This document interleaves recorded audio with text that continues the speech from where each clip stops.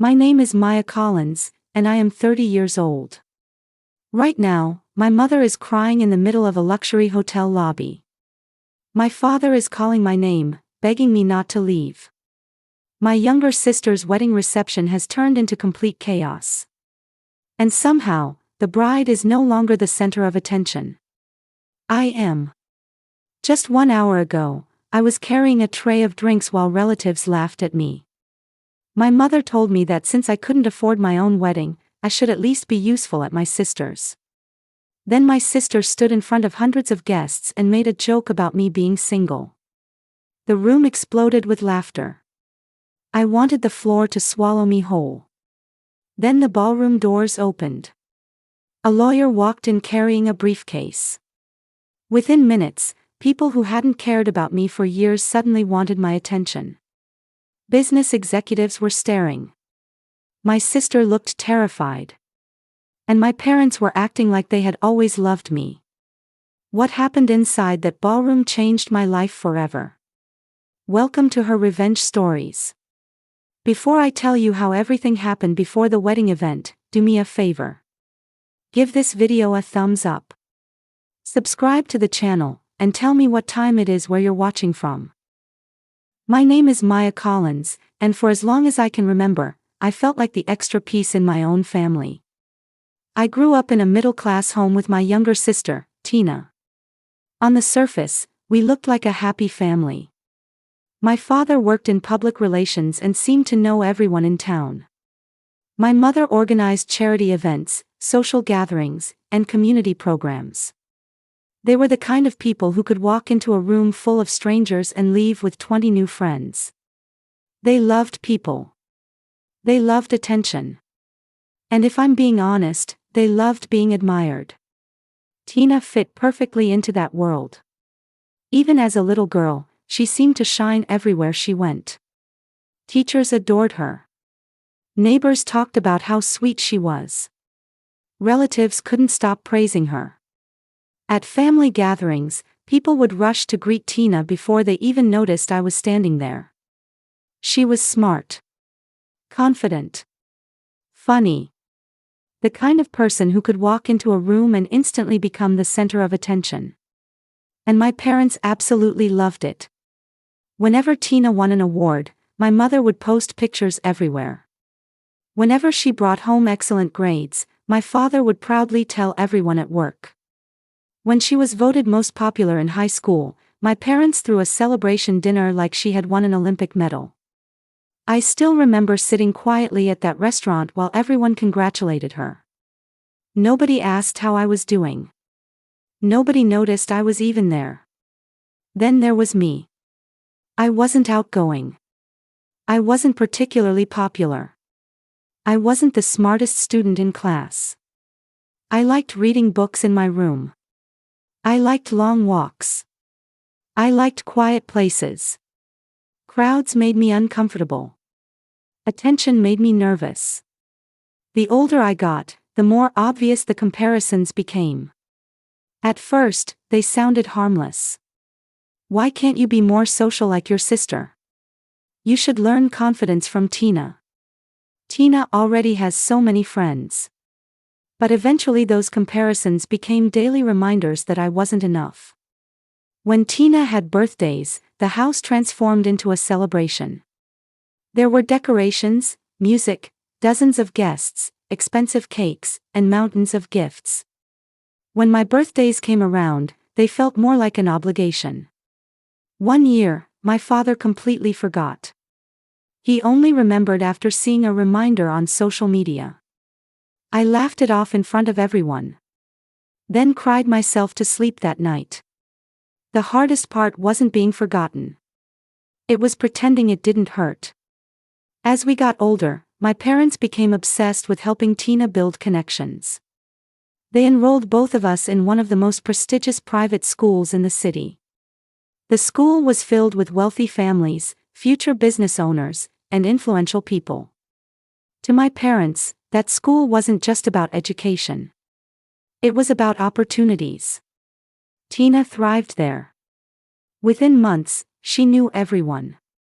She attended parties every weekend. Teachers loved her. Students admired her. She belonged there. I didn't. I spent most of my lunch breaks reading in the library. I had a few close friends, but I wasn't interested in popularity. That became a problem. One evening, my parents called me into the dining room. The serious expressions on their faces immediately made my stomach tighten. My father folded his arms. My mother wouldn't even look at me. Then they told me they were transferring me to a smaller school. At first, I thought I had done something wrong. My grades weren't terrible. I had never been in trouble. So I asked why. My father's answer is something I'll never forget. That school is for ambitious people. My mother nodded. You don't take advantage of the opportunities there. Then she added something that stayed with me for years. Honestly, Maya, this school suits your sister. It doesn't suit you. I remember staring at them in complete silence. Because for the first time, they weren't criticizing something I had done. They were criticizing who I was. That night, I sat alone in my room wondering why being myself never seemed to be enough. And looking back now, I think that was the moment I stopped believing my parents would ever truly see me the way they saw Tina. One evening, something happened that I would never forget. Looking back now, I think that was the day my life quietly changed direction. My parents had been invited to one of the biggest charity galas in town. It wasn't the kind of event ordinary people attended. Local business owners, politicians, community leaders, and social media personalities would all be there. Normally, my parents only took Tina. But a week before the event, my mother surprised me. We're taking both girls this time, she announced. I remember almost dropping the plate I was washing. For a moment, I couldn't believe it. Me? I was actually invited. That entire week, I felt excited. Maybe they were finally giving me a chance. Maybe they were starting to see me differently. Maybe this would be one of those moments where things changed between us. I know that sounds naive now. But I was 17 years old. I still wanted my parents to be proud of me. The night of the event, I spent nearly 2 hours getting ready. Unlike Tina, I didn't have expensive dresses filling my closet. Most of my clothes were simple. A lot of them had been purchased on sale.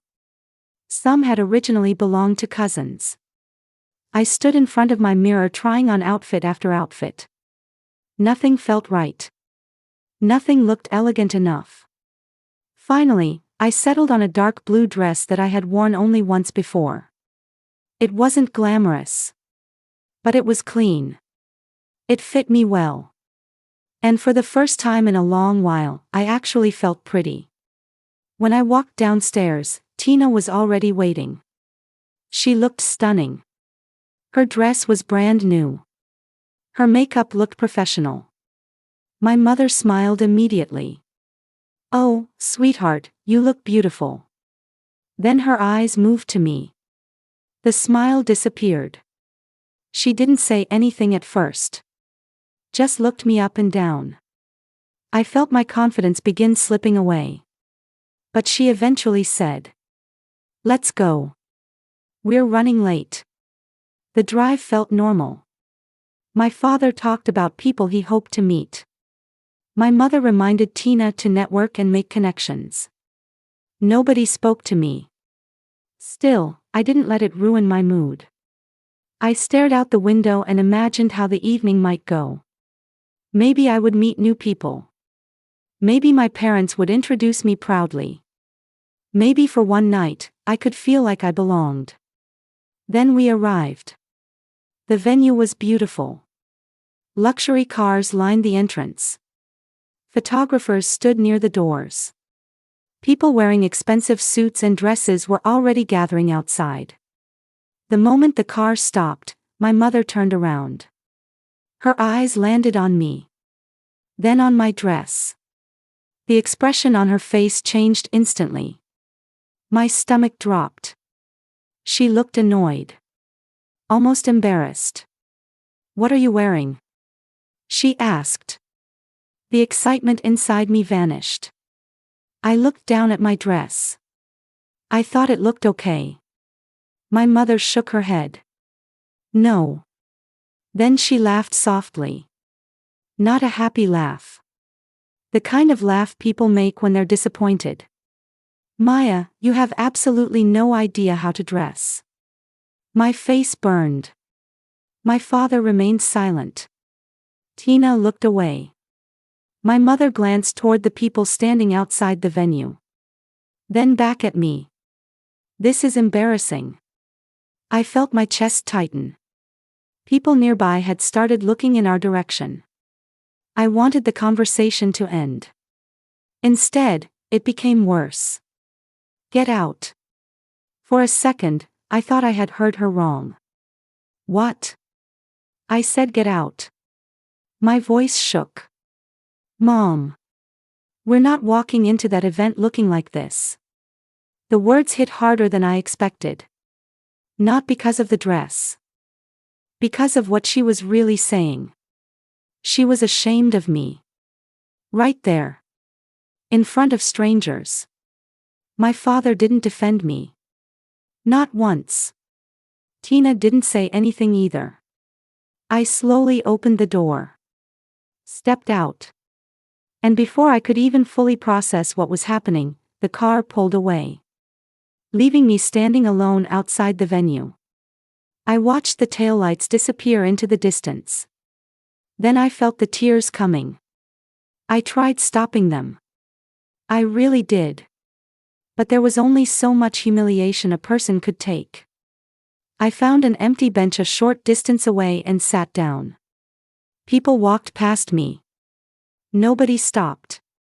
Nobody asked if I was okay. The world kept moving while mine felt frozen. I don't know how long I sat there. 10 minutes. Maybe 20. Long enough for my makeup to be ruined. Long enough for me to start wondering if maybe my parents were right. Maybe there really was something wrong with me. Then I heard a gentle voice. "Sweetheart, are you all right?" I looked up. An elderly woman was standing nearby. She had kind eyes and silver hair. There was concern written all over her face. I quickly wiped my tears. "I'm fine." She smiled softly. "No, you're not." For some reason, those 3 words broke me. Because she was the first person that night who actually noticed. The first person who cared enough to ask. That woman was Mrs. Evelyn Brooks. And although I didn't know it at the time, meeting her that evening would change the entire course of my life. Mrs. Evelyn lived in a modest 2-story house just 3 streets away from ours. It wasn't the biggest house in the neighborhood. It wasn't the newest either.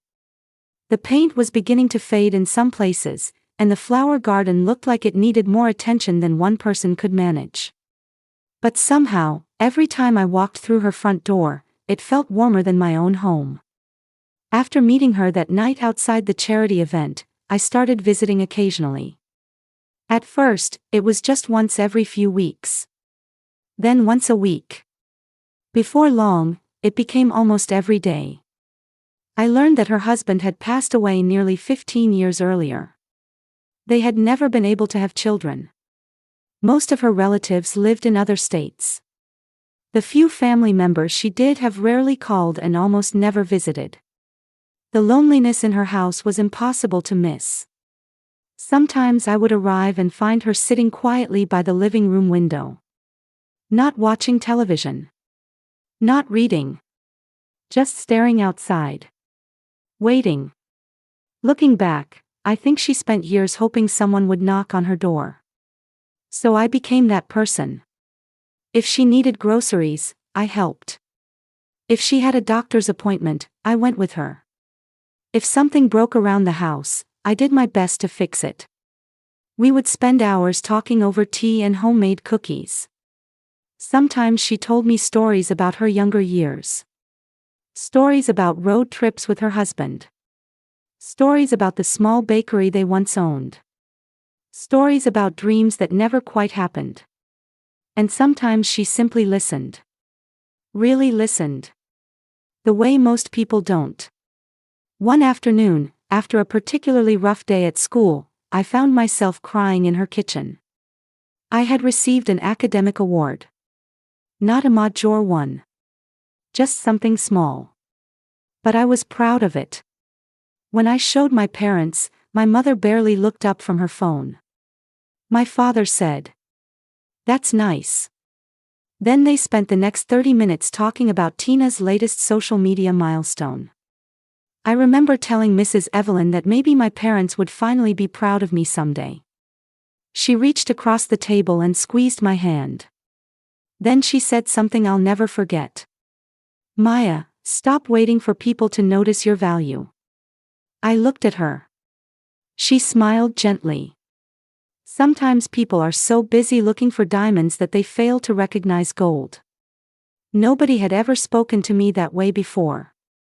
Nobody had ever made me feel important. At home, things became worse the more time I spent with her. My parents couldn't understand why I kept visiting. To them, she was just an old woman.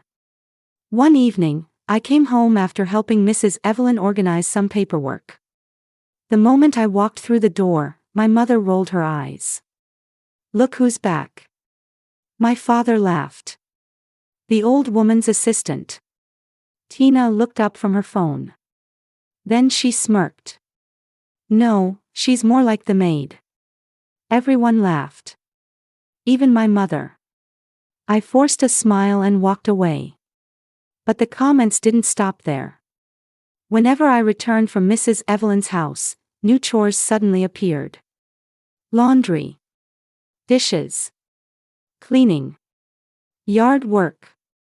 My mother would say things like, "Since you've been practicing over there all day, you can keep working here." Another time, relatives visited for dinner. Someone asked where I had been. Before I could answer, Tina jumped in. Probably serving tea to her elderly best friend again. The table burst into laughter. I laughed too. At least on the outside. Inside, it hurt every single time. What they didn't understand was that Mrs. Evelyn wasn't just some neighbor. She was the only person in my life who made me feel seen. The only person who asked how my day was and genuinely cared about the answer. The only person who remembered my birthday without being reminded. The only person who noticed when I was struggling. So no matter how many jokes my family made. No matter how many times they called me a maid. No matter how often they treated me like I was wasting my time. I kept going back. Because every time I sat across from Mrs. Evelyn at her little kitchen table, drinking tea and listening to her stories, I felt something I rarely felt anywhere else. I felt like I mattered. And at that point in my life, that feeling was worth more than anything my family could take away from me. A few years later, when I was 23, something happened that I never expected. I met someone. And honestly, I wasn't looking for love. By that point, I had gotten used to being overlooked. I had gotten used to being the daughter nobody bragged about. The sister nobody compared themselves to.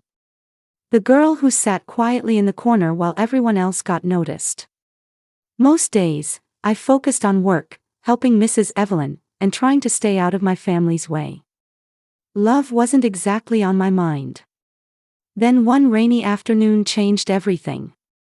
The weather had been terrible all day. Dark clouds covered the sky, and rain poured down so heavily that most people were rushing to get indoors. Mrs. Evelyn had been feeling under the weather, so I stopped at a grocery store after work to pick up a few things she needed. Soup. Medicine. Bread. Tea. The usual. By the time I reached her street, both of my hands were full. I was trying to hurry through the rain when one of the grocery bags suddenly tore apart. Everything spilled onto the wet road. The bread rolled toward a puddle. A carton of soup tipped over. Oranges scattered in different directions. For a second, I just stood there staring. Then I laughed. Not because it was funny. Because sometimes life gets so frustrating that laughing is easier than crying. I quickly knelt down and started gathering everything. Cars were passing. People walked by. Nobody stopped. Then a voice called out. "Hold on, I've got it." I looked up. A young man was jogging toward me through the rain. He had been unloading supplies from a delivery van parked nearby. Without hesitation, he started picking up the groceries. He grabbed the oranges before they rolled into the street.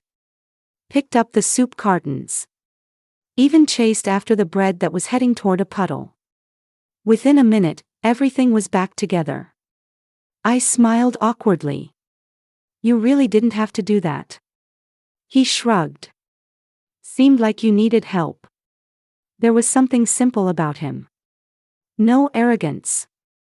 No attempt to impress me. Just kindness. As we gathered the last few items, he looked at the ripped grocery bag and smiled. Then he said something that hit me harder than he probably realized. Nobody should have to carry everything alone. I don't think he meant anything deep by it. But for me, those words landed somewhere deep inside my chest. Because carrying everything alone was exactly how my life felt. The expectations. The criticism. The loneliness.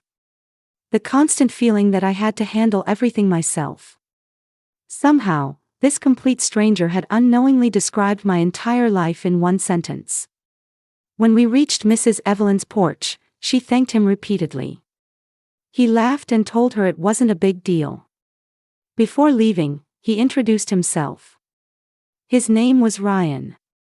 Over the following weeks, I kept running into him. Sometimes at the grocery store. Sometimes near Mrs. Evelyn's neighborhood. Sometimes grabbing coffee before work. At first, we were just friends. Then those conversations became longer. The coffee runs became regular. The friendship became something neither of us expected. For the first time in my life, someone wanted to spend time with me without judging me. Without comparing me to Tina. Without trying to change who I was. Ryan liked me exactly as I was. The quiet version. The awkward version. The imperfect version. And little by little, friendship turned into love. For the first time, I felt chosen. For the first time, I felt important. And for the first time in my life, someone reminded me every single day that I was enough. For almost 2 years, Ryan became the safest part of my life. Whenever work was stressful, he listened. Whenever my family compared me to Tina, he reminded me that I wasn't competing with anyone. Whenever I doubted myself, he somehow knew exactly what to say. And the thing I loved most about him wasn't his job, his income, or his future potential. It was the way he made me feel. Seen. Valued. Important. Something I had spent most of my life searching for. One Saturday afternoon, Ryan asked if I wanted to visit the small lake just outside town. It wasn't some expensive vacation destination.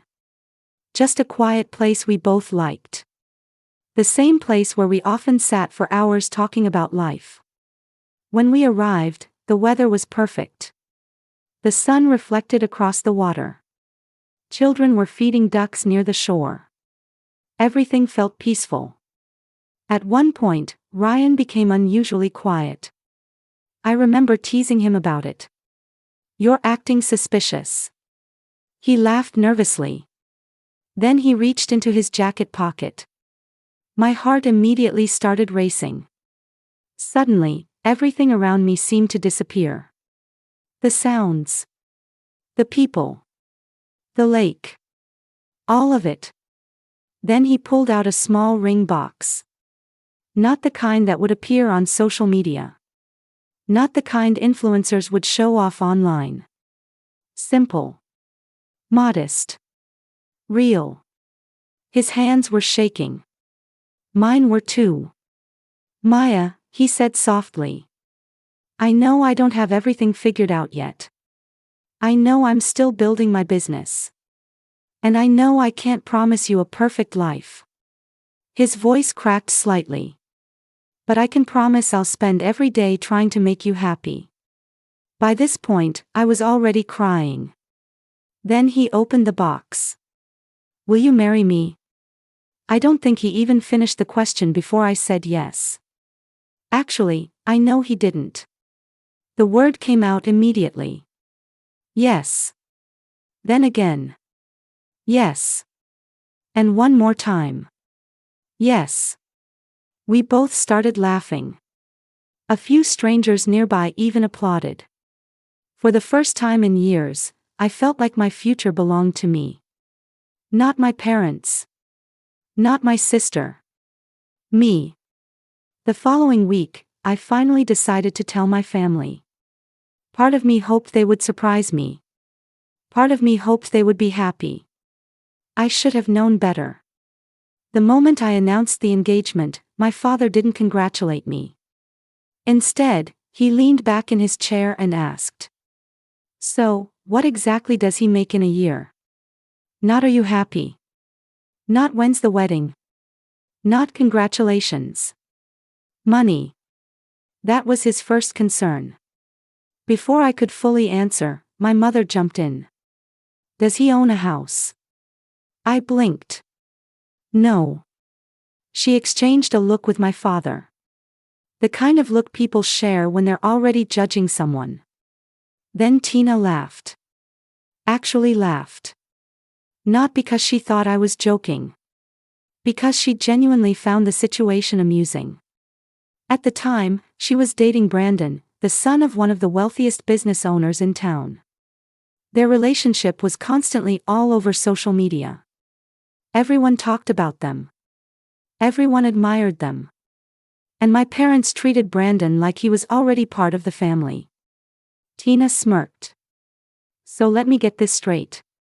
You're marrying a guy with a small business, no property, and no major connections." The room filled with uncomfortable silence. Then my father shook his head. "Maya, you always settle." My mother sighed. "We just expected more for you." Expected more. Those two words hurt more than I wanted to admit. Because what they really meant was that they expected someone wealthier. Someone more impressive.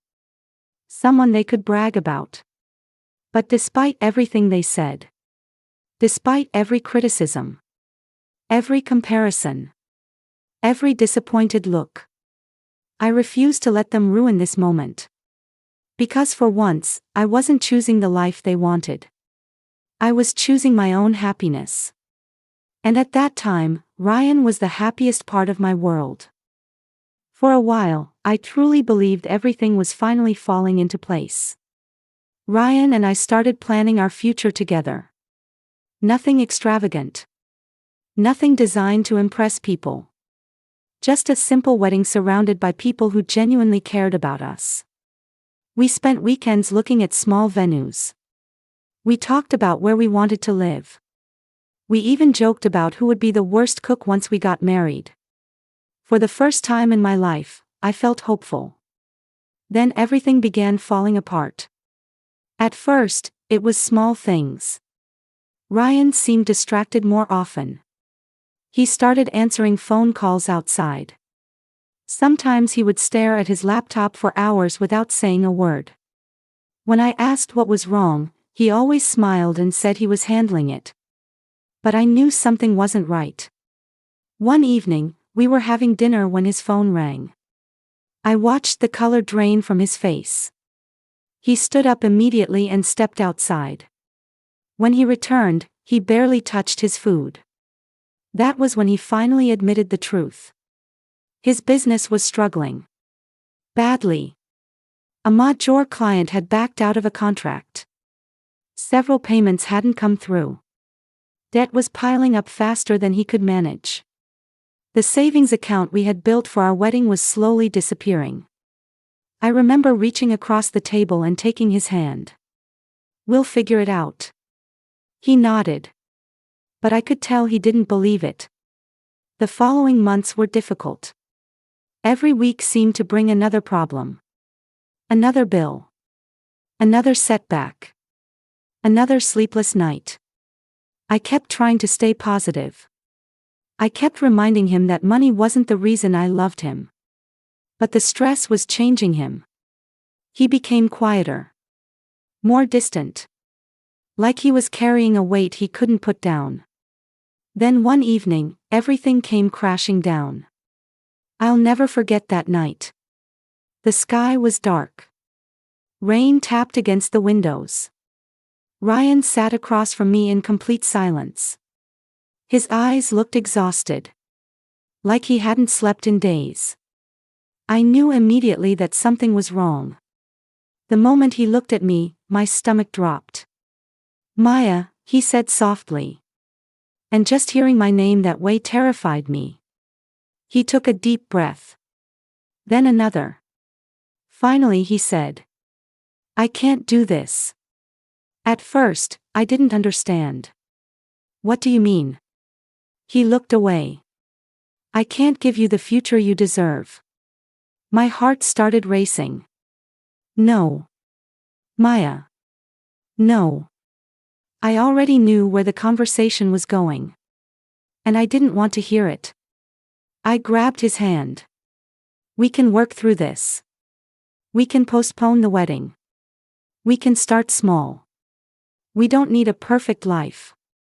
Tears were already running down my face. But Ryan shook his head. You deserve stability. You deserve security. I can't give you that right now. I couldn't believe what I was hearing. After everything we had been through. After every promise. After every plan. He was walking away. I begged him to stay. I begged him not to throw everything away. But sometimes people make decisions because they think they're protecting the people they love. Even when those decisions break hearts. And that's exactly what Ryan did. He left. The moment the door closed behind him, I collapsed. I cried harder than I had cried in years. What I didn't know was that my mother had overheard part of the conversation. And by the end of the week, everyone knew. Relatives. Neighbors. Family friends.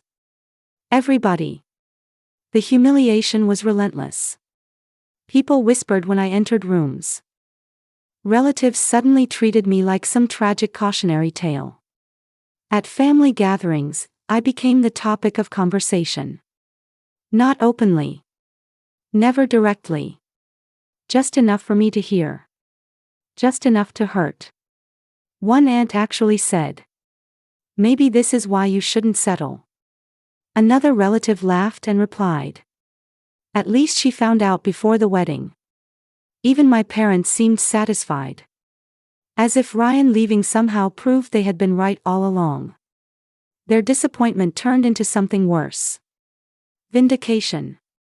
Every conversation became another reminder of my failure. And somehow, things got so bad that even at family events, I was expected to help serve food while everyone else enjoyed themselves. One Thanksgiving, I spent most of the evening carrying plates between the kitchen and dining room while relatives whispered about my cancelled wedding. At one point, I heard Tina joking about it. The table laughed. I smiled. Then excused myself and cried in the bathroom. Through all of it, only one person continued believing in me. Mrs. Evelyn. She never judged me. Never blamed me. Never treated me like I had failed. She simply reminded me that one heartbreak didn't define my future. And for a while, that was enough to keep me going. Then one morning, I received a phone call. The kind of phone call that changes everything. Mrs. Evelyn had passed away. Just like that. Gone. I remember sitting on the edge of my bed staring at the wall after the call ended. Unable to move. Unable to think. Unable to breathe properly. The one person who had loved me without conditions. The one person who had always believed in me. The one person who made me feel seen. Was gone. And in that moment, I truly believed I had lost the last person in the world who cared. A few months later came Tina's wedding. To call it a wedding almost feels unfair. It was more like a public spectacle. The entire town had been talking about it for months. Every detail was bigger than the last. The venue was a luxury hotel ballroom covered in flowers that probably cost more than my first car. Influencers were posting photos before the ceremony even started. Business executives flew in from other states. Politicians attended. Local celebrities attended. Photographers followed Tina around as if she were a movie star. And my parents loved every second of it. My mother spent the entire morning telling people how proud she was. My father couldn't stop introducing himself to important guests. Meanwhile, I spent most of the day doing favors. Carrying boxes. Running errands. Helping staff members. Nobody asked if I was okay. Nobody cared. I arrived alone. And unfortunately, everyone noticed. The moment I walked into the ballroom, I saw people looking at me. Some recognized me as Tina's sister. Others remembered the failed engagement. A few relatives immediately started whispering. Then came the comments. One aunt smiled and said, "Still single." Another laughed. "Maybe you'll catch the bouquet tonight." A group of cousins overheard and joined in. I forced a smile. What else could I do? The worst part wasn't strangers. It was my own family. My mother walked over and looked around dramatically. Then she asked, "Where's your date?" I didn't answer. She sighed loudly. That's what I thought. Several people nearby laughed. A little later, she handed me a tray of champagne glasses. In front of guests. In front of business executives. In front of Tina's future in-laws. Then she said, "Since you couldn't make your own wedding happen, at least make yourself useful at this one." The group burst into laughter. I felt my face burn. But I took the tray anyway. Because arguing would only create another scene. Throughout the evening, I felt less like a family member and more like hired staff. Then came the reception. The ballroom looked beautiful. Music filled the room. Guests danced. Champagne flowed. Everyone seemed happy. Everyone except me. At one point, family photos began. Once again, I found myself pushed to the edge of every picture. Sometimes completely excluded. Nobody noticed. Or maybe they did. Maybe they just didn't care. Then came the speeches. The moment everyone had been waiting for. Tina stepped onto the stage looking absolutely perfect. The room applauded. She thanked her husband. She thanked her friends. She thanked our parents. Then she smiled and scanned the room. Eventually her eyes landed on me. Something about that smile made my stomach sink. I'd like to thank everyone who found their soulmate. The audience applauded. People cheered. Then Tina paused. Looked directly at me. And said, "And for those still searching." A few guests started smiling. They knew exactly where this was going. Tina's smile widened. "Don't give up."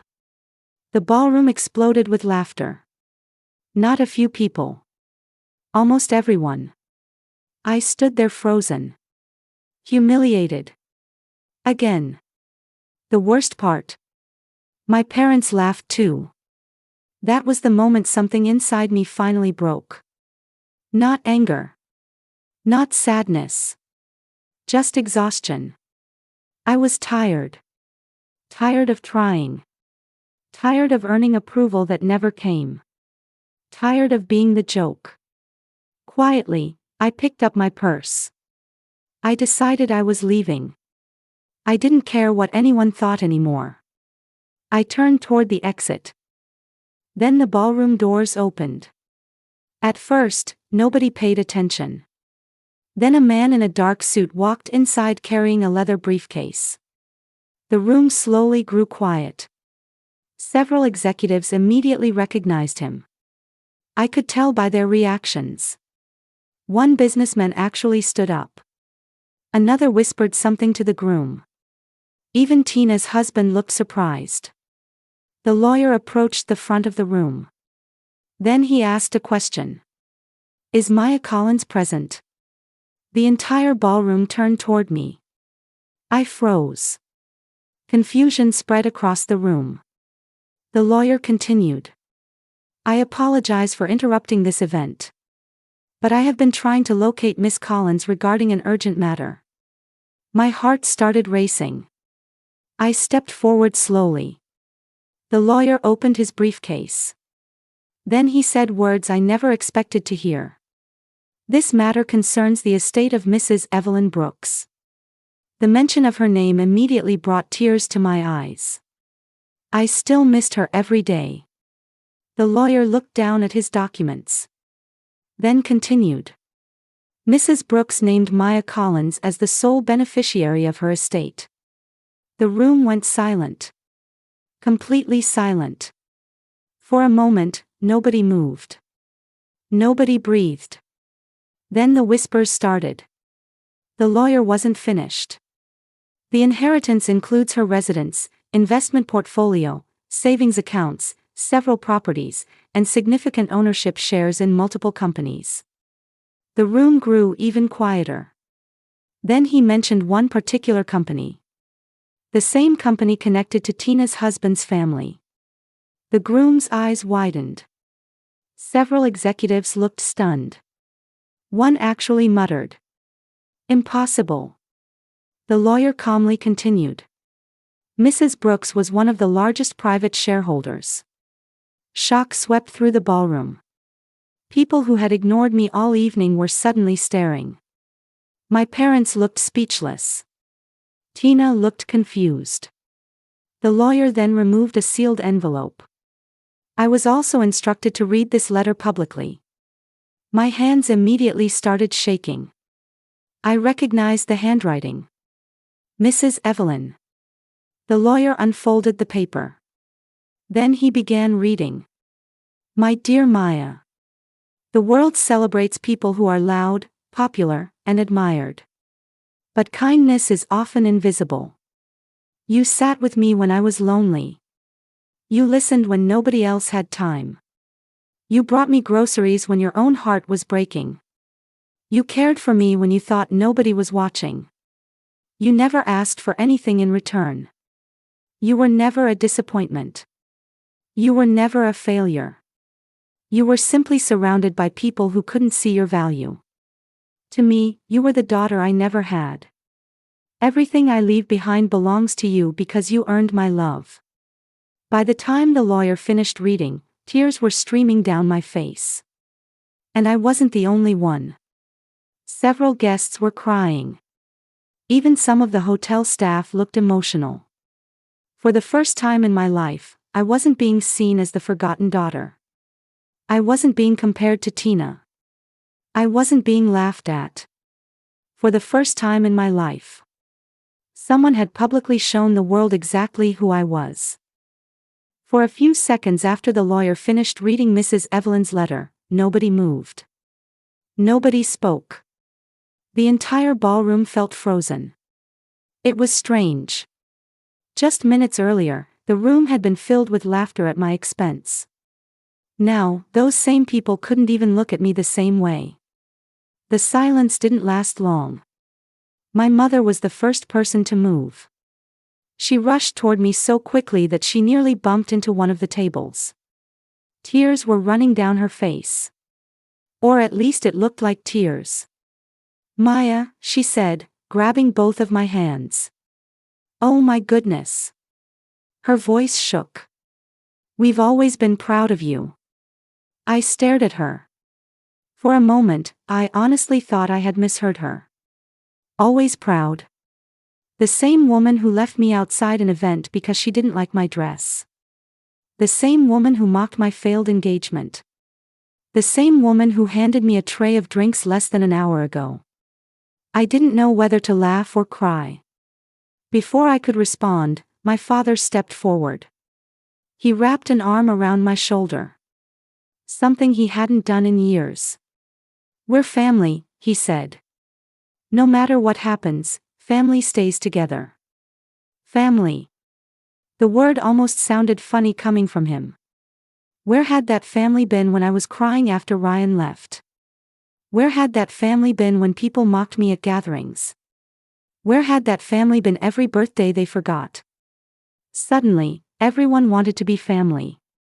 Relatives started surrounding me from every direction. An aunt who hadn't called me in almost 3 years smiled warmly. "I always knew there was something special about you." A cousin who barely acknowledged my existence asked if we could get lunch sometime. Even family friends suddenly wanted conversations. People who had spent years overlooking me were now acting like we had always been close. It felt surreal. Almost like watching a bad movie. Then Tina appeared. For the first time all evening, she didn't look confident. She didn't look like the star of the show anymore. She looked nervous.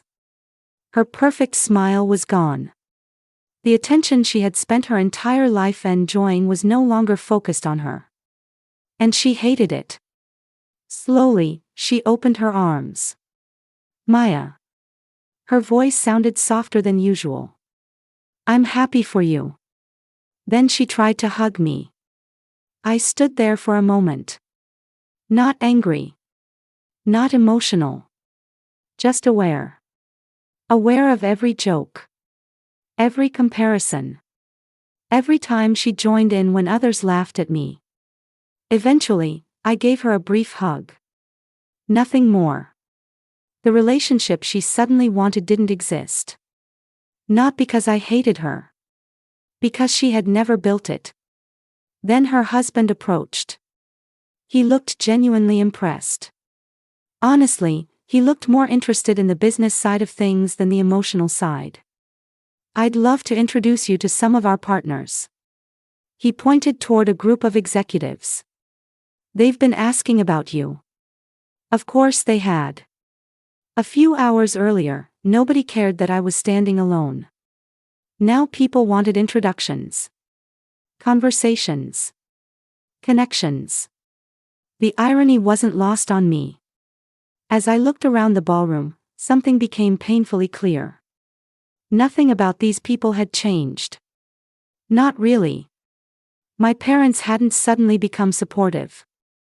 My relatives hadn't suddenly become loving. My sister hadn't suddenly become kind. The only thing that had changed was what they thought I could offer them. Mrs. Evelyn had been right. Some people only recognize your value when it benefits them. That realization hurt. But it also set me free. I reached down and picked up my purse. Immediately, my mother noticed. "Where are you going?" "Home." The word came out calmly. My father looked shocked. "What do you mean home?" "The reception just started." An aunt quickly added. "Everyone wants to talk to you." Tina grabbed my arm gently. "Please stay." For years, I had spent my life doing what everyone else wanted. Staying quiet. Being useful. Accepting whatever treatment came my way. But something was different now. For the first time, I wasn't looking for anyone's approval. I smiled. Then I gently removed Tina's hand from my arm. "No." The room went silent again. One simple word. No anger. No speech. No dramatic confrontation. Just no. My mother looked heartbroken. My father looked stunned. Tina looked panicked. But I didn't stop walking. I headed toward the ballroom doors. Past the guests. Past the tables. Past the people suddenly calling my name. And as I stepped into the hotel lobby, I felt lighter than I had felt in years. Because for the first time in my life, I wasn't walking away as the forgotten daughter. I was walking away as someone who finally understood her own worth. And nobody could take that away from me. Months passed after the wedding. For the first few weeks, my life felt strangely quiet. No constant comparisons. No pressure to prove myself. No desperate attempts to earn approval that never seemed to come. Just peace. Real peace. One of the first things I decided to do was renovate Mrs. Evelyn's house. Not because it needed to be modernized. Not because I wanted to increase its value. But because I couldn't bear the thought of letting the place that had given me so much love slowly fade away. Every room held a memory. The kitchen where we drank tea and talked for hours. The living room where she comforted me after my engagement ended. The front porch where she would sit every evening and wave at neighbors. As workers repaired the home, I made sure its heart stayed the same. Then I did something Mrs. Evelyn would have loved. I converted part of the property into a community center for elderly people who had no close family nearby. A place where nobody would have to spend their days feeling forgotten. A place where lonely people could find friendship. A place where someone like Mrs. Evelyn would always have company. I named it Evelyn House.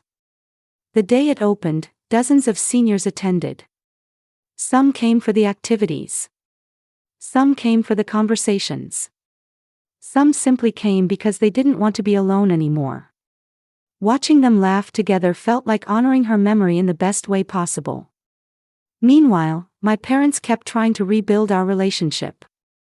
My mother called often. My father invited me to dinners. They apologized more than once. And while I appreciated the effort, something inside me had changed. I was no longer chasing the love they had withheld for so many years. I wasn't angry. I wasn't seeking revenge. I simply stopped depending on their approval to feel valuable. Tina reached out too. Our conversations became polite. Respectful. But not close. Some relationships can be repaired. Others can only move forward in a different form. And that was okay. About a year after the wedding, I visited Mrs. Evelyn's grave. The afternoon was quiet. A gentle breeze moved through the cemetery.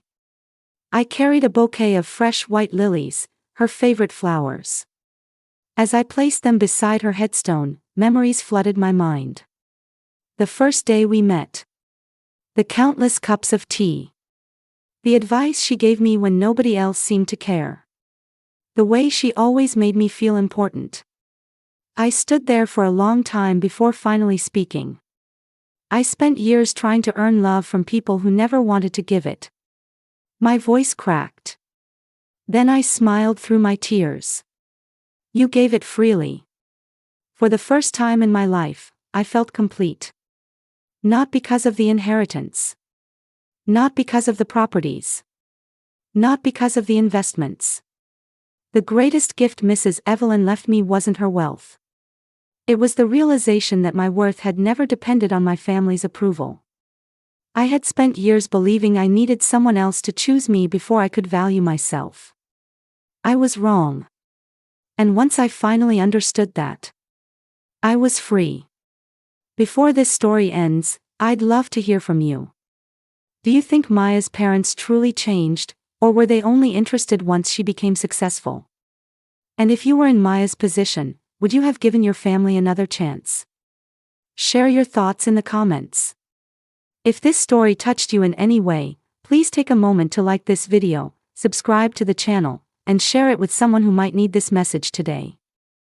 And don't forget to check out the other stories on the channel, because sometimes the lessons we need most come from the experiences of others. Until next time, take care of yourself and remember. Never let someone else's opinion determine your value.